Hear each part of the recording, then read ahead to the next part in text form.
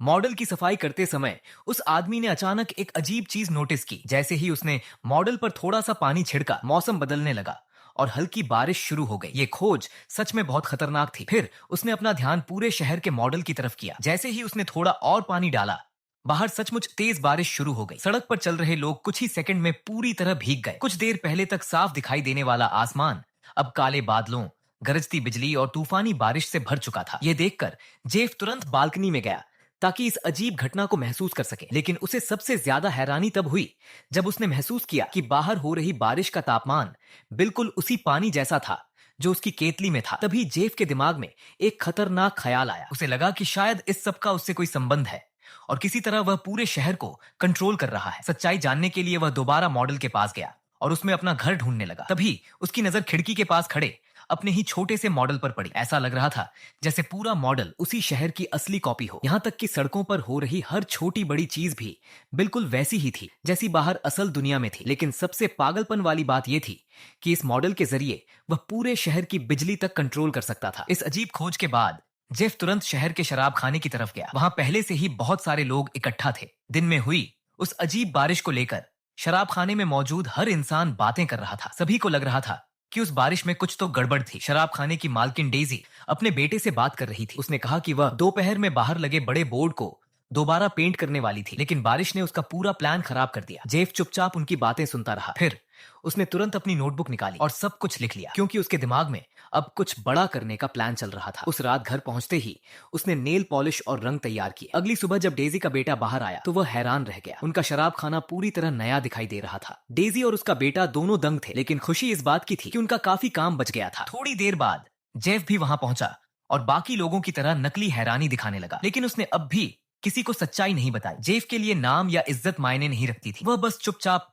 परछाइयों में रहकर शहर की मदद करना चाहता था। वह गर्व महसूस करते हुए घर लौट रहा था, लेकिन तभी उसने एक बुजुर्ग दंपति को सड़क पर गिरते देखा। बूढ़ी औरत गुस्से में शहर को कोस रही थी। उसका कहना था कि सड़क के गड्ढों की वजह से वह बार बार गिर जाती है। जेफ ने तुरंत सुझाव दिया कि उन्हें मेयर को शिकायत करनी चाहिए, लेकिन सुझावों वाला डिब्बा पहले से ही चिट्ठियों से भरा पड़ा था और मेयर उन सबको पूरी तरह नजरअंदाज कर चुका था। घर पहुंचने के बाद जेफ चुपके से मेयर का पूरा मेल बॉक्स उठा लाया। उसने सबसे पहली चिट्ठी खोली तो उसमें सड़क के गड्ढे ठीक करने की शिकायत लिखी थी। जेफ ने तुरंत मिट्टी उठाई और शहर के मॉडल में बने गड्ढों को भरना शुरू कर दिया। उसी पल बाहर की असली सड़क भी अपने आप ठीक होने लगी। उसने चिमटी की मदद से सड़क पर पड़ा मलबा भी साफ कर दिया। यहाँ तक कि उसने गिरे हुए कूड़ेदान को भी सीधा कर दिया और उस पेड़ को भी ठीक कर दिया जो टूटने वाला था। इसके बाद जेफ ने समझा कि ये सब एक बड़ी सुरक्षा समस्या भी हो सकती है। जब उसने एक कुत्ते को लगातार भौंकते हुए सुना तो उसने मॉडल पर एक हड्डी का टुकड़ा गिरा दिया और असल दुनिया में कुत्ता शांत होकर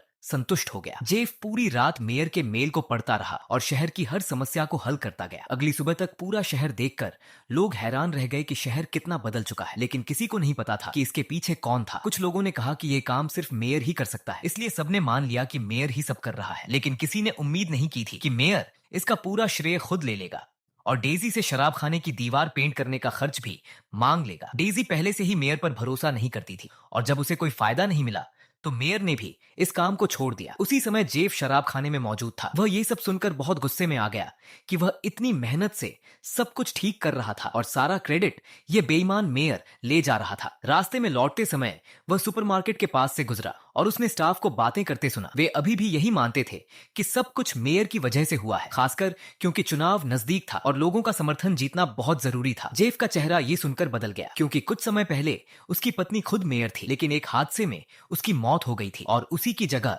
इस बेईमान मेयर ने पद संभाल लिया था। अपनी पत्नी की तस्वीर देखते हुए जेफ ने तय कर लिया कि अब उसे कुछ करना ही होगा, लेकिन उससे पहले उसे मेयर को सबक सिखाना था। उसने एक छोटा पत्थर उठाया और मेयर की कार की तरफ निशाना लगाकर उसे मॉडल पर गिरा दिया। अगली सुबह मेयर सड़क पर लोगों के सामने जोर जोर से चिल्ला रहा था, लेकिन शहर के लोग इसे मजाक समझ रहे थे। उसी समय डेजी का बेटा अपनी एक ड्राइंग दिखा रहा था। ये देखकर मेयर अचानक अपना आपा खो बैठा और उस पर चिल्लाने लगा, लेकिन तभी डेजी तुरंत बीच में आ गई और सबने साफ देख लिया कि क्या हुआ। मेयर को समझ आ गया कि उसका गुस्सैल रूप सबके सामने आ सकता है, इसलिए उसने तुरंत खुद को संभाला और शांत बनने का नाटक किया। उसने कहा कि यह बस एक छोटा सा हादसा था और इससे शहर के प्रति उसका प्यार नहीं बदलेगा। ये सुनकर लोग और ज्यादा जोश में आ गए, लेकिन पास खड़ा जेफ अंदर ही अंदर गुस्से से भर गया। उस रात उसने एक फैसला किया और मॉडल पर एक छोटी सी मकड़ी रख दी। उसी समय मेयर बाहर सड़क पर चल रहा था। मकड़ी को देखकर वह बुरी तरह डर गया, लेकिन समय रहते जेफ ने मकड़ी को हटा लिया, इसलिए मेयर की जान बच गई। अगले दिन मेयर ने अपने दोस्तों को उस विशाल मकड़ी के बारे में बताया, लेकिन कोई भी उसकी बात पर यकीन नहीं कर रहा था। जेफ पास खड़ा ये सब देखकर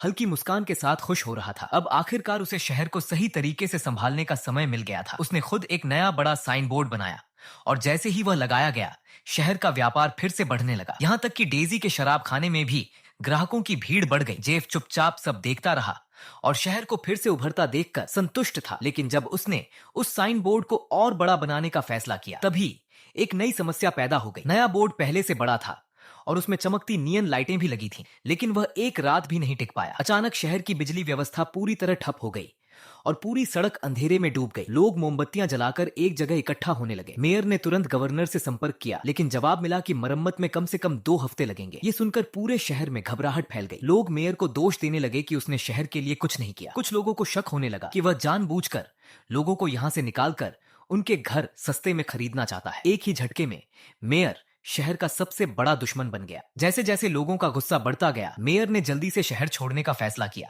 लेकिन लोग उसके पीछे पीछे दौड़ पड़े। तभी डेजी का बेटा बाहर पेंटिंग कर रहा था। मेयर ने उसे देखकर समझ लिया कि वही लड़का नया साइन बोर्ड बना रहा है। उसने तुरंत सारा इल्जाम उस पर डाल दिया और कहा कि ब्लैकआउट उसी की वजह से हुआ है, क्योंकि उसने साइन बदल दिया और बहुत ज्यादा बिजली खींच ली। जैसे जैसे हालात और बिगड़ते गए, जेफ आखिरकार आगे आया। उसने मान लिया कि उसे मॉडल के बारे में पता चल गया था और वह उसी से शहर को बदल रहा था। उसने कहा कि उसकी नीयत अच्छी थी, लेकिन नतीजे खराब निकले। ये साबित करने के लिए उसने मॉडल के अंदर अपने घर पर एक छोटा सा माचिस जलाया और असल शहर में तुरंत एक छोटी आग दिखाई देने लगी। ठीक उसी समय मेयर वहां पहुंच गया। उस अद्भुत मॉडल को देखकर उसे समझ आ गया कि इसे अपने फायदे के लिए इस्तेमाल किया जा सकता है। मेयर ने ऐलान किया कि वह इस जादुई मॉडल का इस्तेमाल करके शहर को एक बड़ा टूरिस्ट स्पॉट बनाएगा, लेकिन उसकी आंखों में कुछ और ही खतरनाक इरादा झलक रहा था। जेफ ने यह सब समझ लिया और वह उसे ऐसा करने नहीं देना चाहता था। दोनों के बीच मॉडल को लेकर छीना झपट्टी होने लगी। इसी संघर्ष में जेफ से गलती से मॉडल गिर गया और पूरा शहर जोर से हिलने लगा। मॉडल जमीन पर गिरकर टूट गया। अगले दिन शहर तबाही के मंजर में था, जैसे किसी भूकंप ने सब कुछ उजाड़ दिया हो। रिपोर्टर वहां खबर बनाने पहुंच गए, लेकिन अब सबसे बड़ा सवाल था कि शहर की मरम्मत का खर्च कौन उठाएगा। उसी दौरान पिछली रात की लड़ाई में मेयर से एक बड़ा सा रिंग गिर गया था और वही विशाल रिंग आगे चलकर शहर के लिए एक नया भविष्य लेकर आने वाला था। और यहीं इस मूवी का एंड होता है। दोस्तों, अगर आपको वीडियो पसंद आई हो तो लाइक और चैनल एस वाई रोमान को सब्सक्राइब जरूर करें।